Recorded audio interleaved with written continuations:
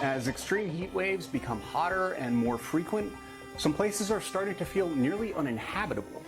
The question is, with climate change, how much worse will it get?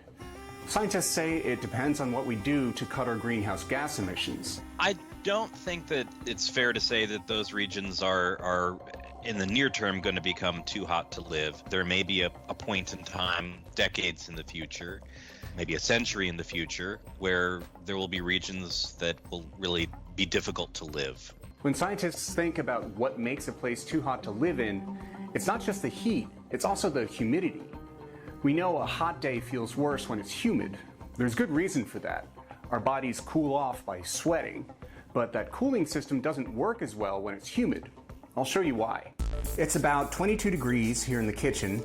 This water is a little bit cooler, but when I take the thermometer out of the water and it's wet, the temperature is going to start to go down, and that's water evaporating off the thermometer and carrying some of that heat with it. And that's basically the same thing we do when we sweat. We've got water on our skin, and it's evaporating, and it's carrying some of that heat with it. We don't just feel cooler, we actually are cooler.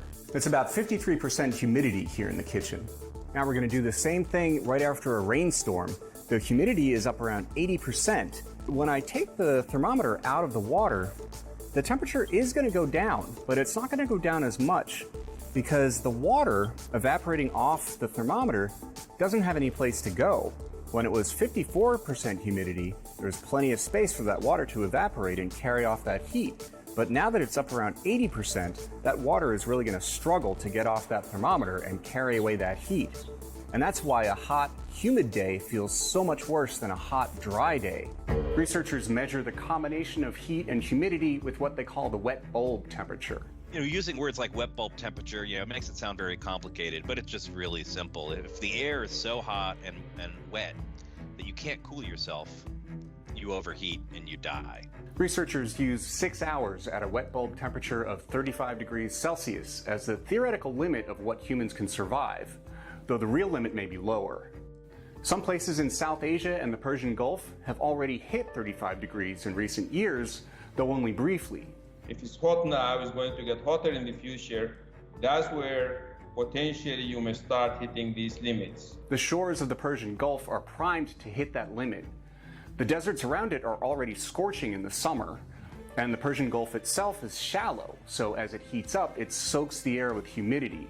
Places like Dubai, Doha, Abu Dhabi, they are located next to the Gulf, and the air would blow from the water into the land, and those coastal areas would have very high wet bulb temperature. In the worst case scenario, models show areas right along the Persian Gulf coast may top that 35-degree wet bulb temperature by the end of the century.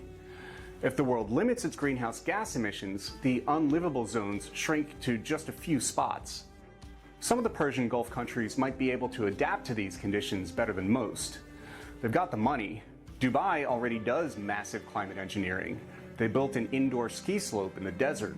In that part of the world, there is resources to be used to help the population protect themselves from those conditions by having air conditioning and so on. Though air conditioning doesn't do much for people who work outside. Parts of South Asia, too, may become nearly unlivable for people who work outside. And that's most people in some of the places projected to be the hottest and most humid. Plus, most people in these areas can't afford air conditioning at home. That puts millions of people in harm's way.